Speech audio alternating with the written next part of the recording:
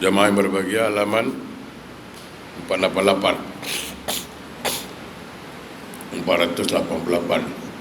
minggu lalu sudah kita bahas sikit, kita ulang balik supaya kita lebih ingat, yaitu tentang fadilah, tentang keutamaan solat yang kita kerjakan.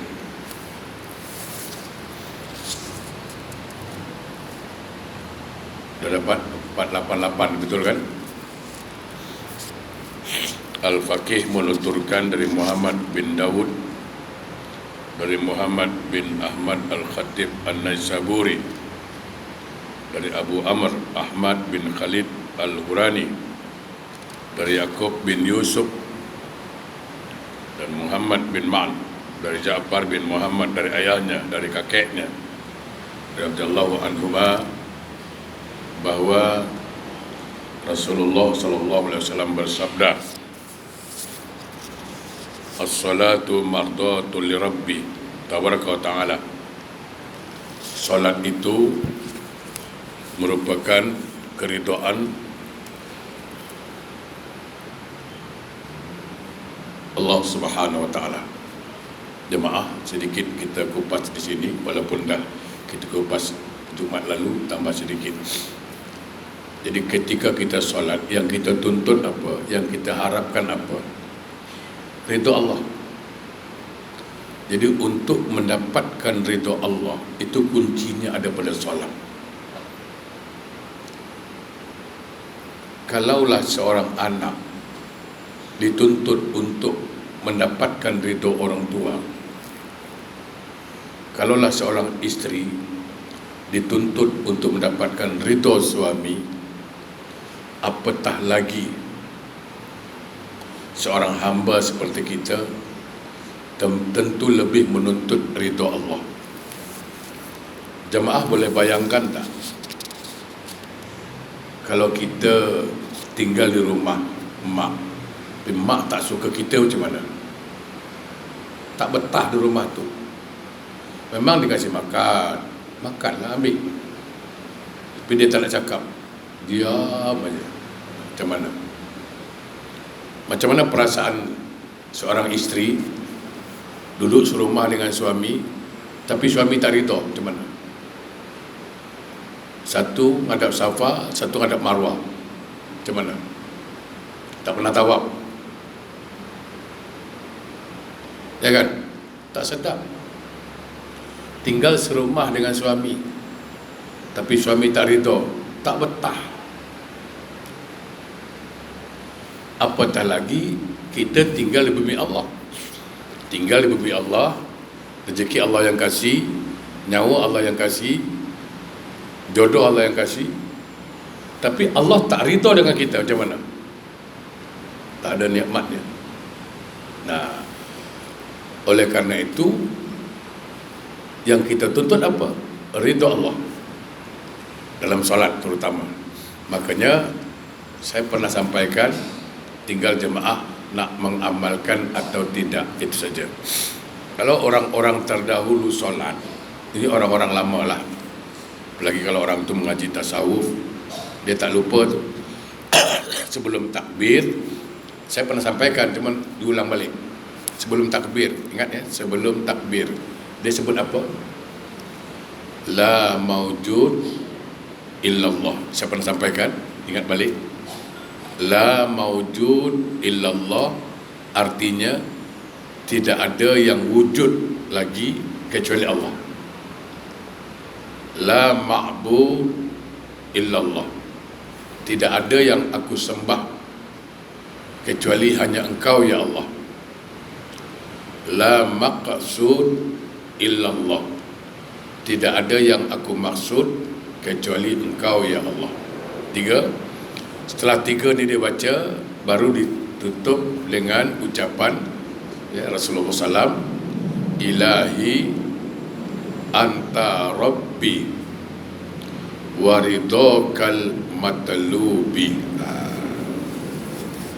Ilahi, wahai Tuhan yang aku sembah, Engkau yang aku sembah, hanya Engkau yang aku sembah. anta rabbi, engkaulah Tuhan yang menciptakan aku. Engkaulah Tuhan yang menciptakan aku. Waridokal matlubi, aku hanya menuntut keridhoanmu. Waridokal matlubi, aku hanya menuntut keridhoanmu. Siapa-siapa nanti yang belum faham, boleh WhatsApp saya, nanti saya tulis di WhatsApp lah. Ya kan? Siapa-siapa, Ustaz tolong jelaskan kalimatnya di WhatsApp Ustaz. Atau nanti saya rekam suara, boleh dengar lah balik. Ya kan? Jadi penting solat. Kenapa?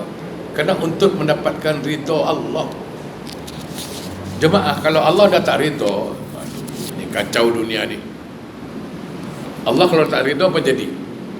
Hidup tak berkah, rumah tangga tak berkah, mati pun su'ul khotimah, dalam kubur kena azab, di akhirat masuk neraka. Jadi penting ridha Allah ni. Nah, salah satu cara untuk mendapatkan ridha Allah, maka dengan cara solat. Jadi kalau ada orang tidak solat, kecuali perempuan lah, datang bulan. Laki-laki datang apa? Datang gila dia. Kalau ada lah orang tak solat, sementara dia sengaja tinggalkan solat, berarti dia tidak mau ridha Allah. Sebaliknya dia cari apa? Murka Allah. Itu satu. Yang kedua, wa hubbul malaikah. Orang yang solat setelah mendapatkan ridha Allah, dia sangat disayangi, dia sangat dicintai oleh malaikat. Malaikat sayang dengan dia, dan malaikat akan selalu mendoakan dia. Kalau malaikat dah doakan kita, insya-Allah Allah akan kabulkan. Ketika kita solat, itu malaikat bukan main happy dia, senang betul dia, suka betul dia. Bagi dari takbir sampailah kita salam, tak henti-hentinya malaikat mohon pada Allah, ya Allah, ampunkanlah orang ini, ya Allah, ampunkanlah orang yang solat ni, ya Allah. Itu yang kedua, pun dah kita bahas. Yang ketiga ni yang belum kita bahas, wa sunnatul anbiya, solat itu perbuatan para nabi, terutama Rasulullah sallallahu alaihi wasallam. Jamaah, saya ingin menyampaikan satu hadis Nabi tentang solat.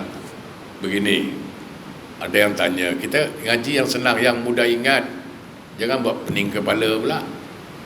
Dahlah, tengok perangai suami pening kepala, tengok perangai anak pening kepala, tengok ustaz pun lagi pening kepala, ya kan? Tak, kasih yang senang. Ada satu hadis Nabi bercakap tentang ihsan. Ingat baik-baik. Ni kalau solat, ini jangan lupa ni. Yang ini jangan lupa, supaya solat kita insya-Allah baik. Rasulullah mengatakan apa? Anta'budallah ka'annaka tarahu, fa illam takun tarahu fa huwal yarak. Apabila engkau ingin menyembah Allah, termasuk solat, bila engkau nak menyembah Allah, buatlah seolah-olah engkau melihat Allah. Seolah-olah engkau dapat lihat Allah. Kalau tak mampu, dan memang tak mampu, kalau tak mampu melihat Allah dan memang tak mampu, maka yakinlah Allah pasti melihat kamu. Ini dia minimal. Jadi sebelum takbir, hadirkan dulu, rasakan dulu bahwa Allah pasti tengok aku. Hadirkan dulu. Jangan langsung takbir. Nak ke mana cipak? Laju-laju. Jangan langsung takbir. Hadirkan dulu.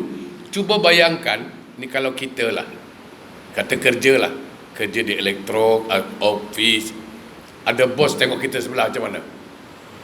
Kerja mesti nak baik. Bos tengok, jangan buat main-main, ya kan? Teliti betul kerja, tekun kerja. Kenapa tekun? Kerana bos tengok. Bayangkan kalau ketika kita solat merasakan Allah tengok kita, Allah lihat kita, tu dia. Tapi setan, iblis tu, itu dia kacau tu. Itu jam lah ingat cili padi belum beli, itu jam lah gula belum beli, itu jam lah nak ingat pergi Johor, itu jam semua. Setengah hari cari kunci lemari tak jumpa-jumpa, sekali takbir boleh ingat kunci bawah bantal, tengok. Itu kerja setan. Jadi sebelum takbir, masukkan dulu, hadirkan dulu, Allah pasti tengok aku, satu saja dulu. Nanti kalau dah terbiasa, baru masuk fase yang kedua. Apa dia? Allah pasti dengar apa yang aku cakap. Itu dia. Satu-satu lah dulu, jangan banyak-banyak sangat. Satu dulu, Cik Pak. Saya banyak-banyak. Kalau itu je kita buat, dah nikmatlah solat tu. Solat Allah, merasa Allah lihat tu. Bayangkan kalau kita solat, saya nak bagi tahu jemaah ni, cakap sini habis sini ajalah. Jangan bagi tahu orang tak sedap. Cuba seorang isteri bercakap dengan suami. Dia cakap ni, bang, macam mana soal anak kita? Suami tak pandang muka isteri, dia jawab tapi mata tempat lain. Terserah engkau lah, mana yang baik, baiklah, aku ikut dia. Tapi bang, budak tu, dia tak pandang muka kita. Agak-agak macam mana perasaan kita? Pasti kita cakap, bang, boleh tak pandang muka saya ni? Bercakap, boleh tak pandang muka? Ya kan? Begitulah. Allah marah. Kita solat tapi hati ke lain. Itulah dia. Solat tapi hati ke lain. Macam mana perasaan seorang suami kalau dia bercakap isteri tak pandang muka dia? Marah suami. Apa perasaan isteri? Cakap suami tak pandang. Kita pun cakap, bang, dulu kalau cakap pandang muka kita, sekarang macam tak nak pandang, kan? Biasalah perangai suami. Kalau muda-muda baru kahwin naik motor, isteri cakap, bang sejuk bang, peluk lah, cik, kan? Macam muda-muda naik motor, bang sejuk lah bang, dingin pagi, peluk lah, peluk. Cuba dah tua-tua ni naik motor, cakap lah, bang sejuk lah bang, siapa suruh ikut?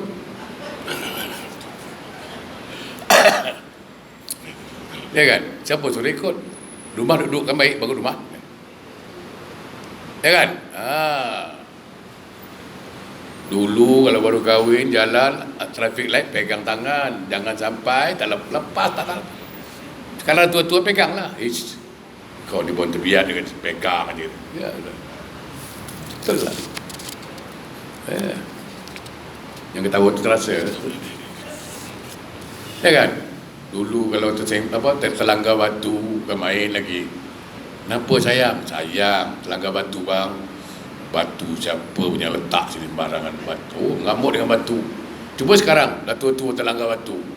Kenapa sayang? Batu terlanggar bang. Kau tak nampak ke? Buta ke mata kau? Dia kena marah lagi ada.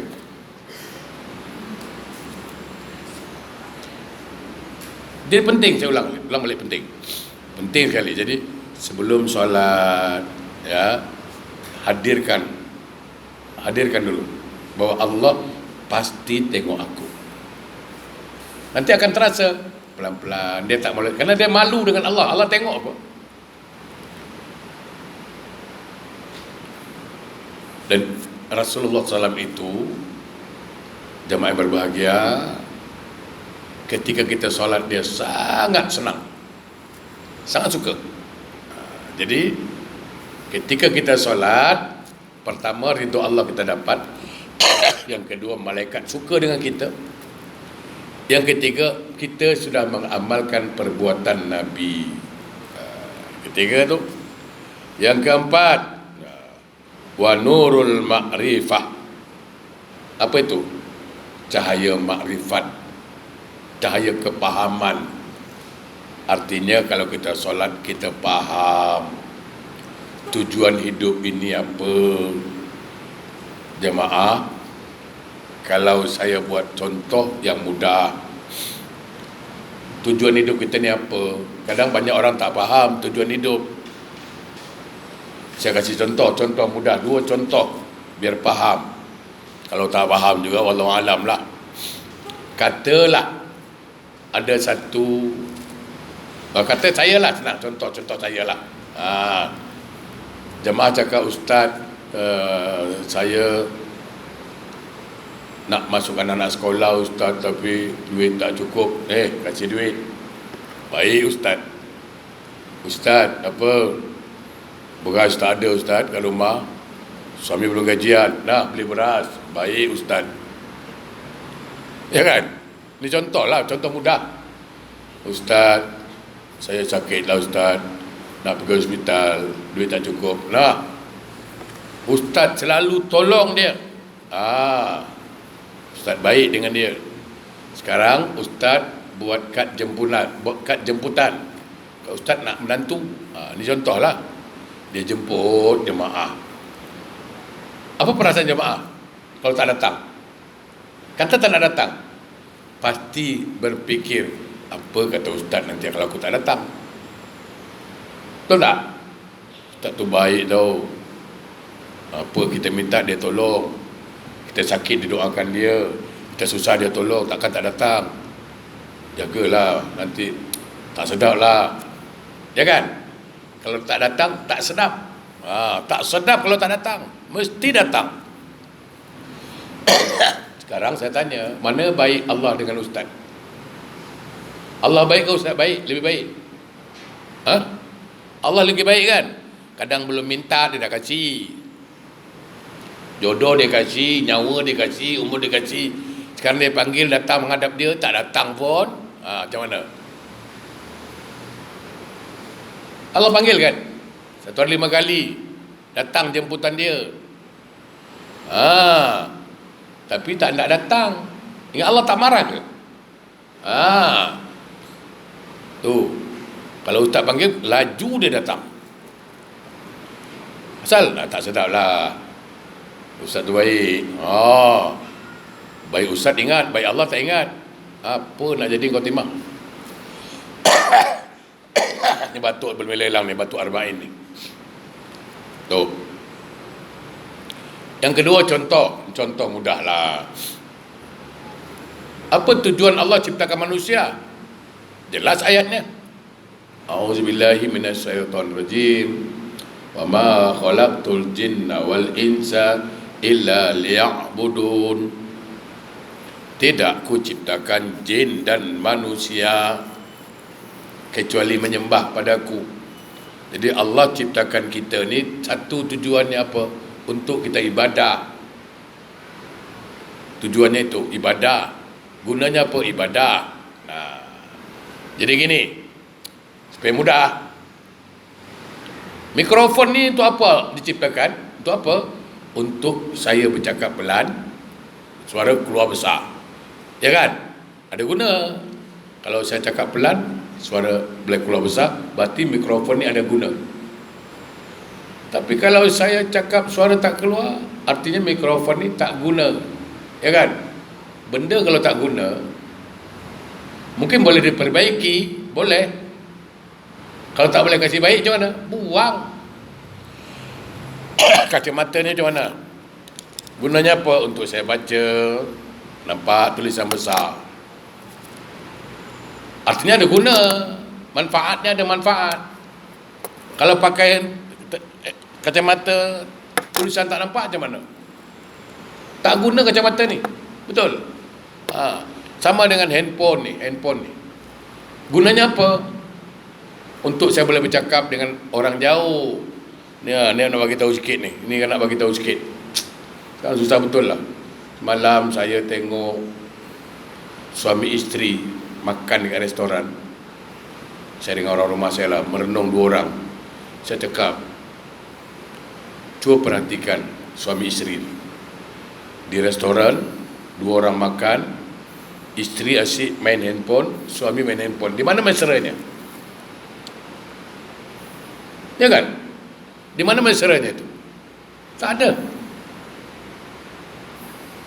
Handphone ni gunanya mendekatkan orang jauh. Ya kan? Ini ada dekat pun jadi jauh. Macam mana? Sekarang ni isteri lah, bukan saya samalah, suami isteri sama. Isteri sekarang ni, suami tak ada rumah tak masalah. Suami tak balik tak kisah. Jangan handphone tak balik. Kalau handphone tak ada rumah, baru dia risau. Betul kan? Ya kan?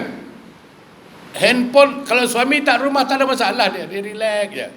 Tapi kalau handphone tak ada kat rumah, bising dia.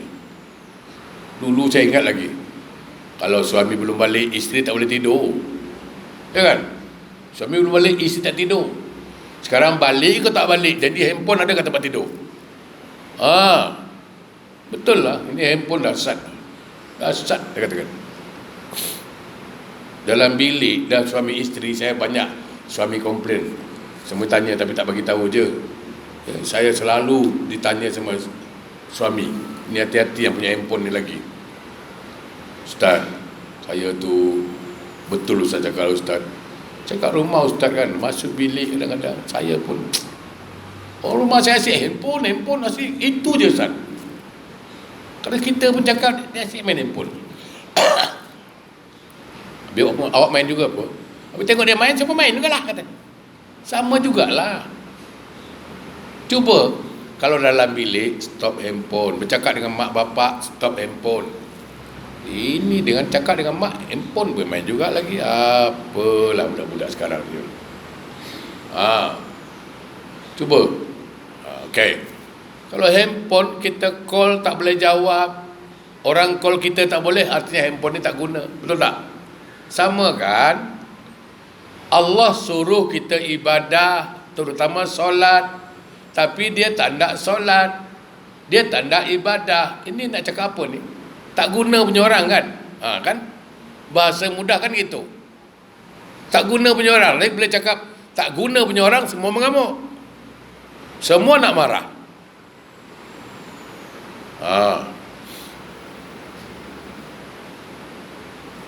Padahal dia tak faham tujuan hidup. Dia tak mengerti. Nah, orang yang solat berarti dia faham tujuan hidup ini. Saya nak tambah sikit, sekedar mengulang-ulang kaji lah. Kalau kita di dunia Singapura, kalau kat Singapura ni, kalau tak ada IC macam mana? Singapura tak ada, IC tak ada. Kalang kabut. Ya kan?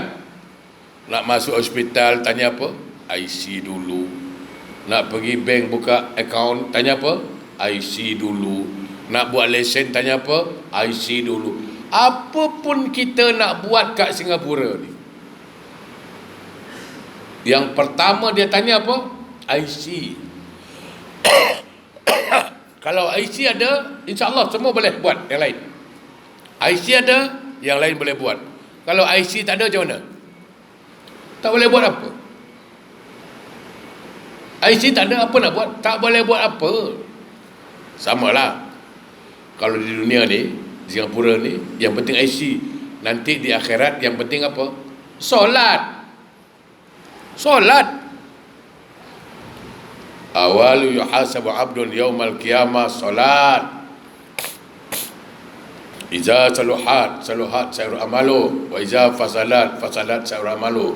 Kalau solatnya diterima, yang lain diterima. Kalau solatnya ditolak, yang lain ditolak. Kalau di dunia pertama tanya apa tadi? IC. Ada IC, yang lain boleh buat. Tak ada IC, stop, tak boleh buat apa pun. Di akhirat nanti ditanya solat. Kalau solatnya ada diterima, yang lain ibadah lain diterima. Kalau solatnya tak ada, nah, apapun kebaikan yang kita buat ditolak, kan sayang.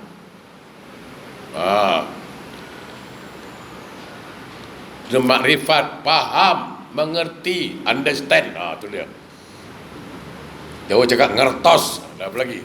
Orang tak tahu cakap apa lagi. Jadi orang yang solat itu orang yang faham akan tujuan hidupnya. Ingat, Nabi dalam sebuah riwayat mengatakan, dunia ni Allah ciptakan untuk kita manusia. Ya, dunia ni Allah ciptakan untuk kita manusia. Tapi kita manusia Allah ciptakan untuk akhirat. Nah, kena faham. Kita bukan untuk dunia. Dunia ni bukan tempat tinggal, tempat meninggal. Nah, kena faham lagi tu. Kadang-kadang kena jelaskan. Dunia ni bukan tempat tinggal, tempat apa? Tempat meninggal. Nah, tu dia dunia ni. Saya semalam, 2 hari yang lalu, memang banyak jalan, banyak pengalaman, bagus lah. Satu makcik, dia ada tamu. Ini cerita biar kita faham. Jadi dia penat. Jadi jadi dia kata suami dia, kalau rehatlah dulu. Ya kan, nanti solat isyak tu boleh belakang apa. Tak apa, rehat dulu. Boleh-boleh dululah. Nanti abang bangunkan. Apa kata isterinya? Ya, kalau bangun. Kau tak bangun macam mana? Saya takkan tidur selagi belum solat isyak. Maka dia solat isyak. Dan itulah solat isyak yang terakhir bagi dia. Pada sujud terakhir beliau meninggal dunia. Tengok. Bayangkan kalau dia mati belum solat macam tadi. Mati dalam maksiat. Yang makcik kerupuk pula, aku tidur dulu, nanti isyak baru solat, nanti bangun tidur solat. Ya, kalau bangun. Sekali bangun tak bangun pun suara abadi macam mana? Tak. Hati-hati, ya. Wa aslul iman. Ini dia. Dan solat itu pokoknya iman. Iman tu apa ya? Keyakinan. Betul. Saya percaya sama Allah, berarti saya beriman pada Allah. Betul. Saya percaya ada akhirat, berarti saya beriman dengan akhirat. Okey. Jadi iman itu perasaan, sebuah perasaan percaya, yakin, itu iman lah. Nah, nak buktikan iman itu betul ada atau tidak macam mana? Nah, itulah amal itu. Saya contoh lagi ni, contoh, selalu buat contoh bagus. Ini kipas angin ini hidup, kenapa boleh hidup? Karena ada current. Betul? Ada current. Dari mana tahu current ada? Hidup. Current tu kan tak nampak. Current tak nampak. Nah, membuktikan current itu ada atau tidak, maka dia hidup. Sama, iman itu pun tak nampak. Tak nampak. Untuk buktikan imannya ada atau tidak, maka dia solat, itu bukti. Kalau pas di stop kontak dah tak hidup-hidup, berarti kan current yang tak ada. Kalau current tak ada, memang tak hidup. Walaupun kipas ni harga mahal, walaupun lampu harga mahal, kalau tak ada current macam mana? Tak hidup juga. Kalau suami cakap pagi-pagi, yang I love you, siang I love you, malam I love you, duit belanja tak bagi you, macam mana? Boleh? Pagi I love you, petang I love you, malam I love you, duit belanja tak bagi you. Ya kan? I love you tu, cinta tu tak nampak. Betul? Dia perlu dibuktikan. Suami cakap I love you, bagilah, ulurlah duit belanja, baru betul I love you dia. I love you, duit belanja tak bagi. Sila-sila isteri cakap apa? Sadap you. Kan? Lagi teruk. Ya. Jemaah, ini saya nak bagi tahu sikit, jangan marah. Boleh? jangan marah. Iman ni kan percaya, ya kan? Iman ni percaya pada Allah, beriman pada Allah. Percaya pada akhirat, beriman pada akhirat. Apa lagi? Percaya dengan malaikat, beriman dengan malaikat. Saya nak tanya sikit. Jawab dengan jujur. Ya, jangan dipaksa, jawab dengan jujur dengan apa yang kita faham. Soalan saya tu, iblis tu beriman tak pada Allah? Itu soalan saya tu.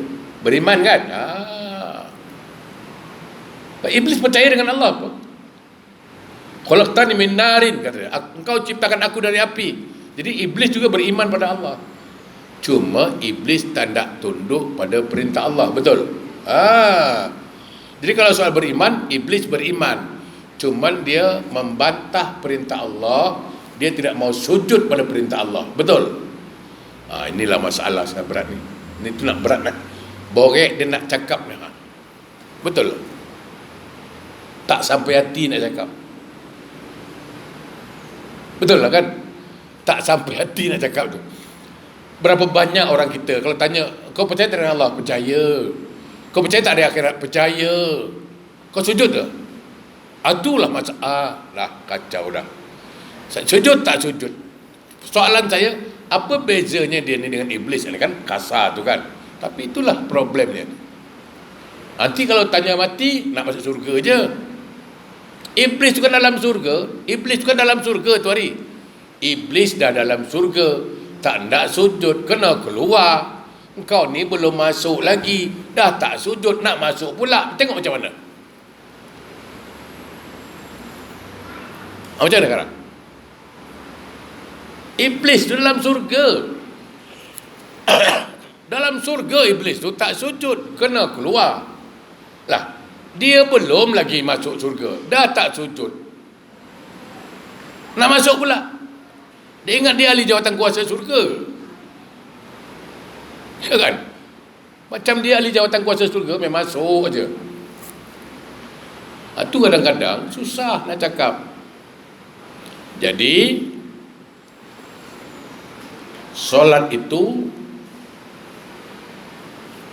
pokoknya iman, kuncinya iman, buktinya iman. Iman wal amal qarinan, kata Nabi. Iman dan amal tu saudara kembar, tak boleh pisah. Macam duit siling lah. Duit siling tu kan beza tu. Kita ni jangan macam jantung pisang. Tahu jantung pisang? Tahu pisang? Tak tahu pisang? Kacau. Pisang tu ada jantung, betul tak? Tapi tak ada hati. Faham? Pisang tu ada jantung tapi tak ada hati. Itulah dia. Jadi batang pisang dia tu ada jantung tapi tak ada hati, artinya tak ada perasaan. Itulah dia. Tu tak bukan marah bagi tahu. Kalau fikir-fikir, apa berat solat ni? Angkat takbir bukannya berat sangat. Angkat batu boleh, angkat kayu boleh, takkan angkat takbir tak boleh. Ini rahsia dia ni. Ini angkat takbir ada hidayah.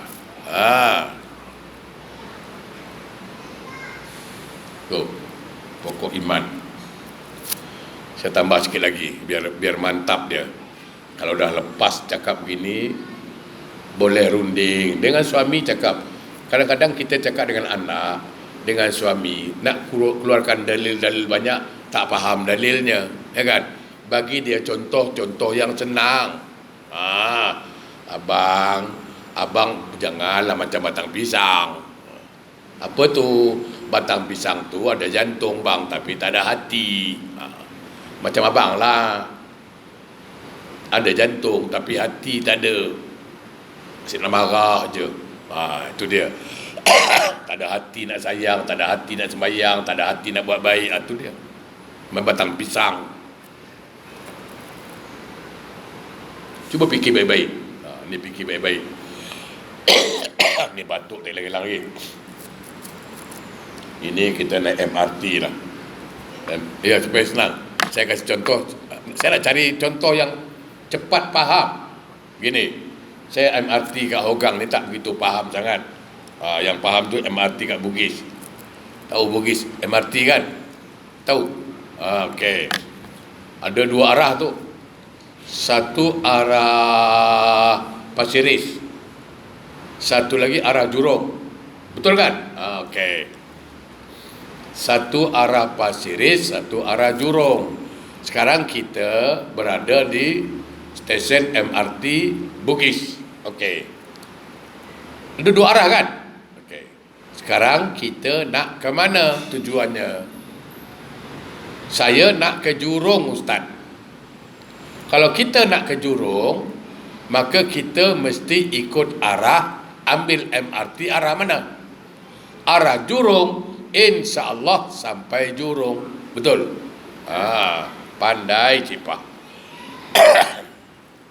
Kalau kita nak pergi Pasir Ris, maka kita kena ambil MRT arah Pasir Ris. Betul? Artinya sesuai dengan arahan, sesuai dengan petunjuk. Okey. Kalau begitu, kita langsung buat contoh. Sekarang kita berada di dunia, hidup dalam dua simpang, satu arah ke surga, satu arah ke neraka. Betul? Okey, saya balik lagi tadi. Sekarang awak nak ke mana? Saya nak ke Jurong, Ustaz. Oh, nak Jurong lalu sana, ambil arah sana. Asal ambil arah Pasir Ris. Tak apa, Ustaz. Kalau Allah takdirkan sampailah, Ustaz. Sampai tak? Tak sampai. Kenapa tak sampai? Karena melawan arah, melawan takdir. Betul? Walaupun semua orang berdoa, dia ambil arah Pasir Ris, tapi dia nak ke Jurong. Kita tolong doakan, ya Allah, sampaikanlah dia ke Jurong, ya Allah. Sampaikanlah dia ke Jurong, ya Allah. Padahal dia ambil arah mana? Pasir Ris. Agak-agak sampai tak? Tak sampai juga. Bukan tak kabul doa, bangang kita ni. Dah tahu kawan tu ambil arah Pasir Ris, kita sibuk kepo nak doakan ke Jurong. Macam mana? Sama kan? Kita di dunia ni hidup dalam dua simpang, satu arah surga, satu arah neraka. Sekarang pertanyaannya, kita nak ke mana? Itu aja persoalannya. Saya nak ke surga, Ustaz. Ambillah jalan arah ke surga. Solat tu jalan ke surga lah. Amal soleh jalan ke surga. Betul?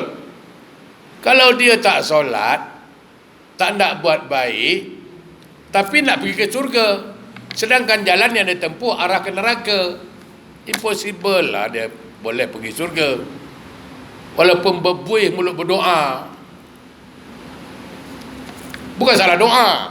Tak, doa tak salah apa. Yang salah dia. Sama kan? Kita makan, sudah makan kenyang. Kalau tak makan lapar, itu kan hukum. Kalau dia makan, dia kenyang. Dia tak makan, lapar, selesai. Sekarang dia tak nak makan. Kau makanlah, nanti lapar. Tak. Kalau Allah takdirkan kenyang, try lah. Buatlah. 3 bulan, meninggal kau.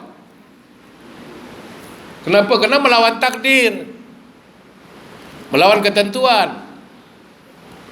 Kau nak kenyang, kau makan. Tak nak makan, kau lapar. Itulah hukum. Kau nak masuk surga, kerjakan amal soleh, mantapkan iman. Kau iman tak jaga, amal tak buat, macam mana nak masuk surga?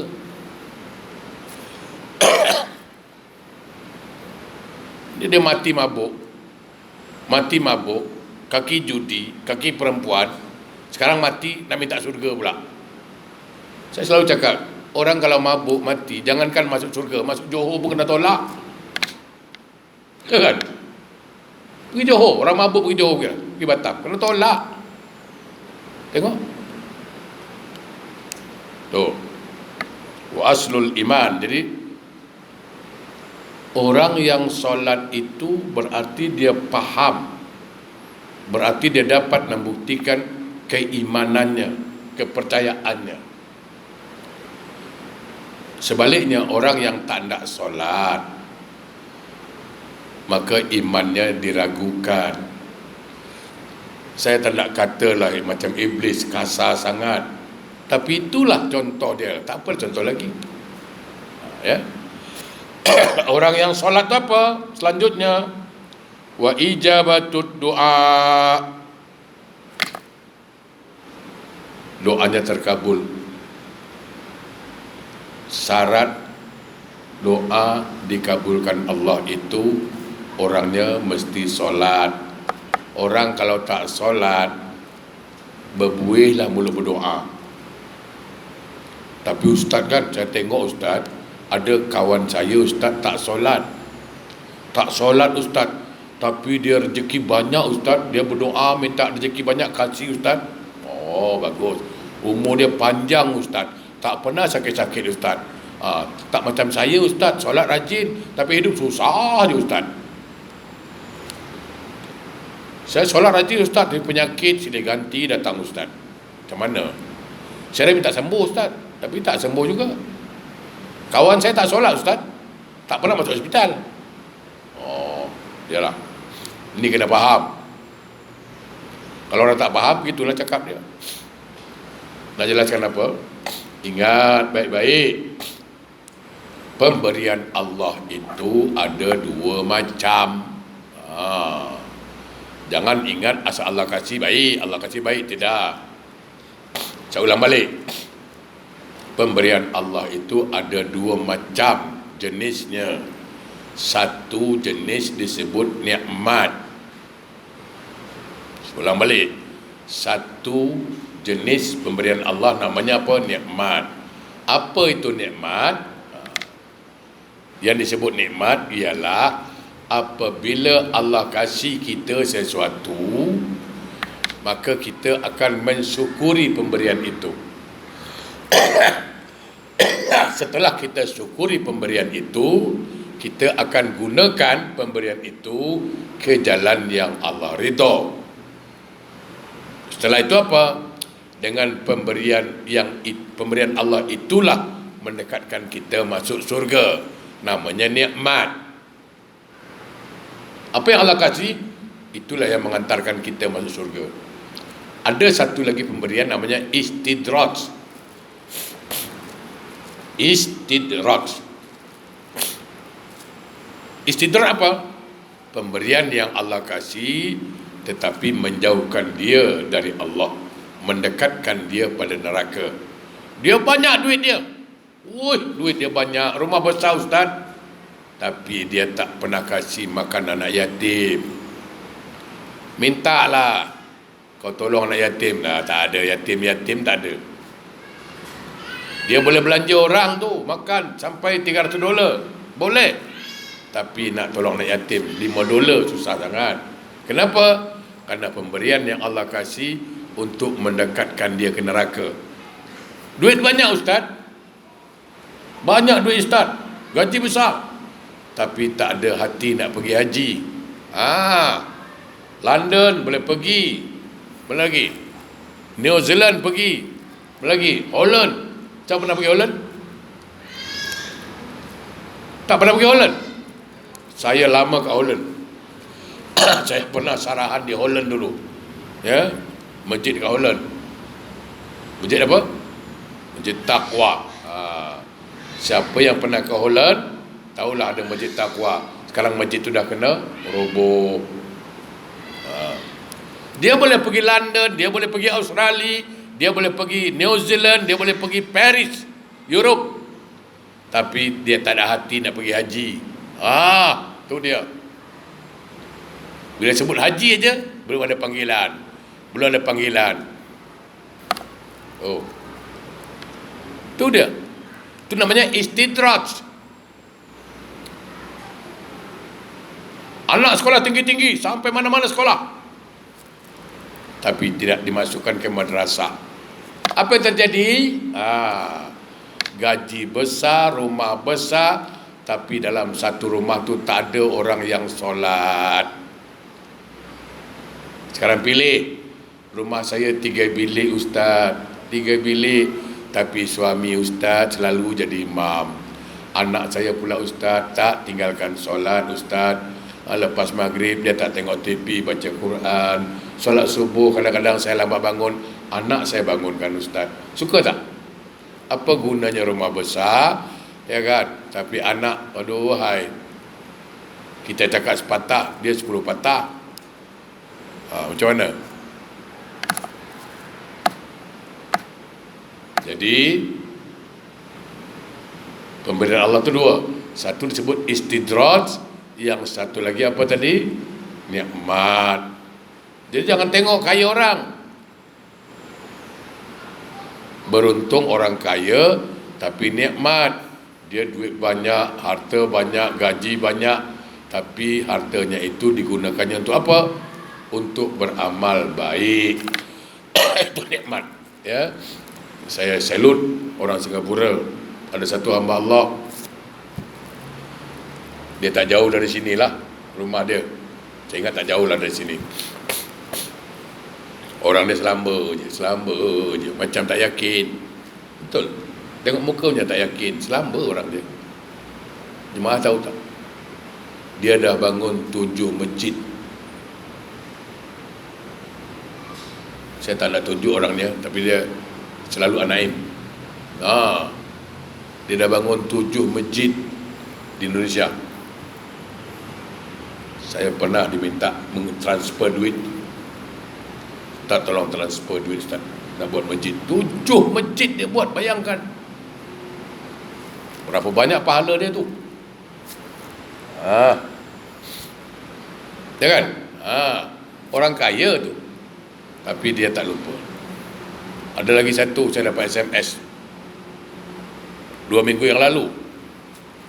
Ustaz, tolong Ustaz kira berapa nak buat masjid, biaya dia. Ada orang tanya Ustaz. Bayangkan.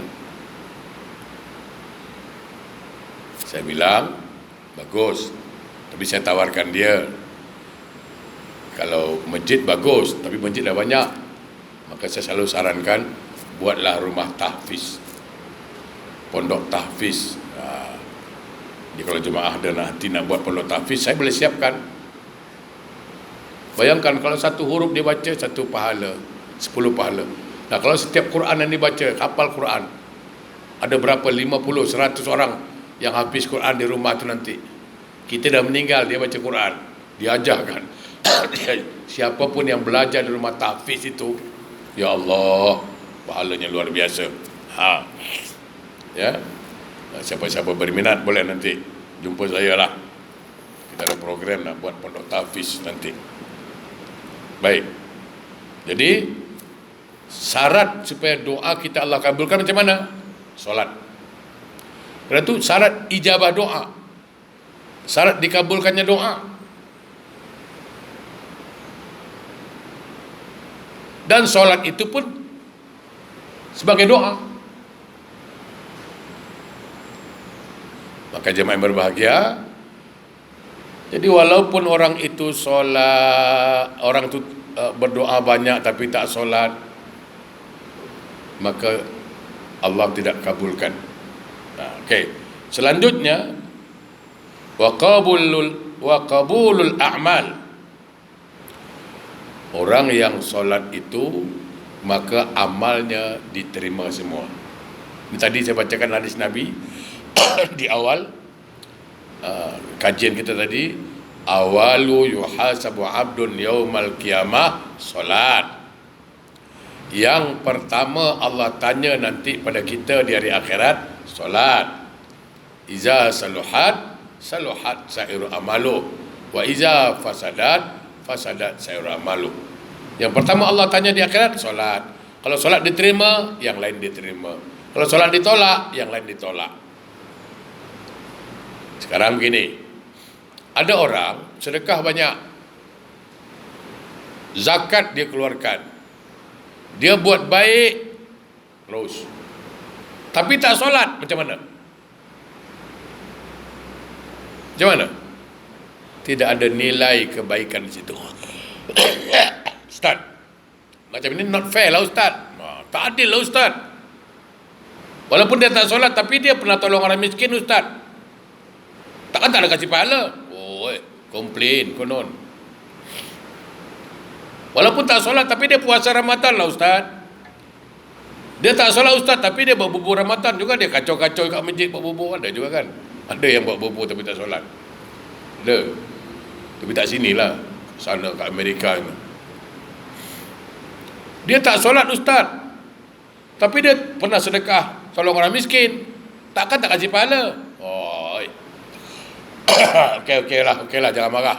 Gini. Contoh paling mudah. Saya kasih contoh paling mudah. Begini.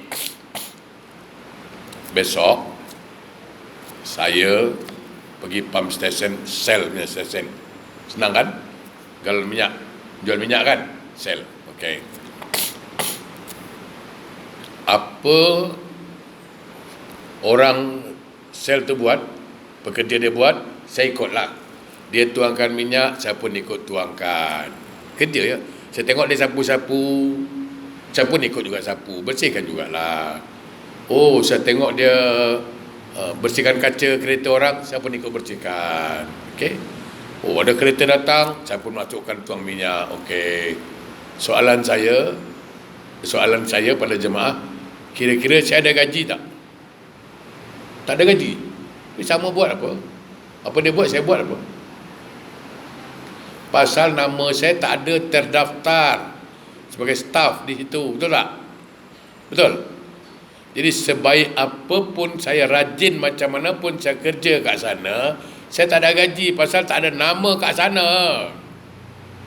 Samalah. Sebaik macam mana pun perbuatan kita, kerana tak solat, tak ada nama, tak ada dalam senarai orang solat. Itu masalah. Kadang-kadang kena faham, kena jelas satu-satu. Kalau dah tua-tua ni nak cakap pekak mengamuk, nak cakap bangang mengamuk. Nak kena jelaskan satu buat contoh, ya kan?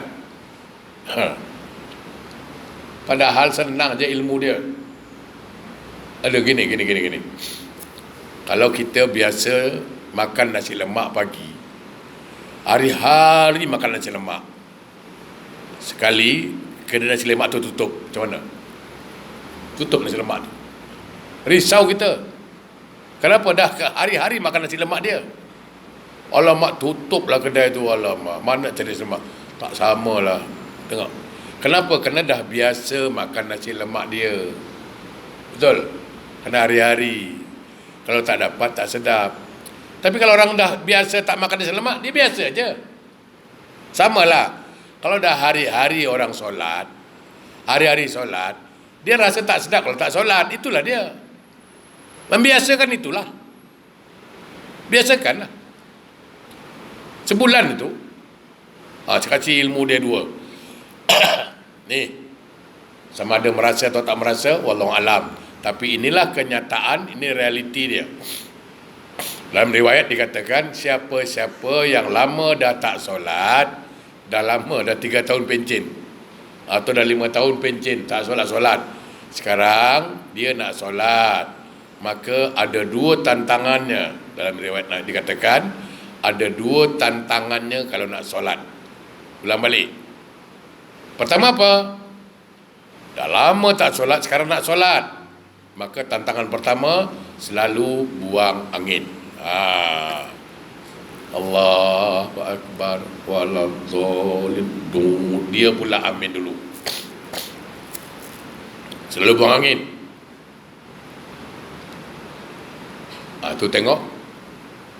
Ambil untuk. Nanti solat lagi. Itu jam pula, sujud terakhir itu jam dia nak buang. Allahu Akbar. Batal lagi, ambil uduk. Itulah perlawanan. Kerja setan pula dia. Sampailah 2 minggu. Kadang-kadang ada yang tak tahan tu. Mak, pasal mak tak sembahyang lagi. Macam mana mak nak sembahyang? Saya kentut je. Malaslah. Setan bertepuk. Salam satu Malaysia. Merdeka. Malaysia boleh. Ya kan? Setan bertepuk. Kenapa? Kita dah kalah. Lawan 2 minggu. Sekarang jemaah, saya tanya, biasa tak ambil uduk maghrib sampai isyak? Tahan tak? Tahan kan? Tapi kalau orang baru solat, dia tak boleh. Cubalah tak saya. Ambil uduk maghrib, baru nak Ghairil maghdu, itu jam dia nak breakdance gini-gini lah, goyang dah. 2 minggu nanti. Kalau dia biasa ambil uduk maghrib sampai isya pun tahan. Kenapa? Karena setan dah tak boleh kacau. Nah, kalau itu lepas, maka muncul tantangan yang kedua, kata Nabi. Yang kedua ni tantangannya apa? Was-was. Dia tak kentut. Allahu Akbar. Kata-kata bersih kata bersih ni. Mulai. Bersih kata bersih. Cuci tadi ni. Macam tak bersih lah. Geli je. Kata Nabi, teruskan solat, teruskan. Tu setan bekerja di situ. Dia hembus-hembusnya benda tu. Dia terus solat. Kalau ini dah lepas, tak ada masalah lagi dah. Sekarang saya tanya jemaah yang dah biasa solat ni, dah ambil uduk rasa gatal tak? Tak ada pun gatal. Cuma nanti kalau yang lama tak solat, gelisah dia. Bersih ke tak bersih? Bersih ke tak bersih? Jemaah, ini saya nak sampaikan sikit. Kalau kita solat, ragu, Ustaz. Saya tadi solat ragu lah, Ustaz. Apa dia? Nak kata kentut, tak terasa pula. Tapi ragu, Ustaz. Saya kentut kata tak kentut. Jemaah, Nabi cakap harus yakin. Kalau timbul keraguan, jangan. Harus yakin 2. 1, dengar tak bunyi dia? Tak dengar, Ustaz. Tak ada bunyi? Tak ada. Bau? Tak ada bau, Ustaz. Solat terus. Baca, tak betul lah tu. Dia 2 tu. Kadang dia tak bunyi, bau dia boleh tahan. Ya kan? Ada tak bau punya, ada yang tak ada bau, tapi bunyi pula, kalah bom. Jadi orang tu kentut, buang angin tu, bahasa halusnya buang angin lah. Ya kan? 2. Pertama, pastikan ada bunyi. Tak ada bunyi, Ustaz. Bau? Bau pun tak ada. Berarti kau bukan, kau langsung solat. Jangan ragu. Jangan dibatalkan pula. Tapi Ustaz tak ada bunyi, Ustaz. Bau dia boleh tahan, Ustaz. Bau durian. Durian musangking, Ustaz. Kalau tak ada bunyi tapi ada bau, batal lah. Dia 2 tu aja. Pertama bunyi, kedua bau. Okey, jalan. Okey. InsyaAllah kita sambung minggu depan lagi. Jadi syarat salat dikabulkan doa kita yang pasti berdoa setiap hari. Syarat untuk dikabulkan, dia mesti solat. Kalau dia tak solat, maka Allah tidak akan mengabulkan semua doanya, insyaAllah.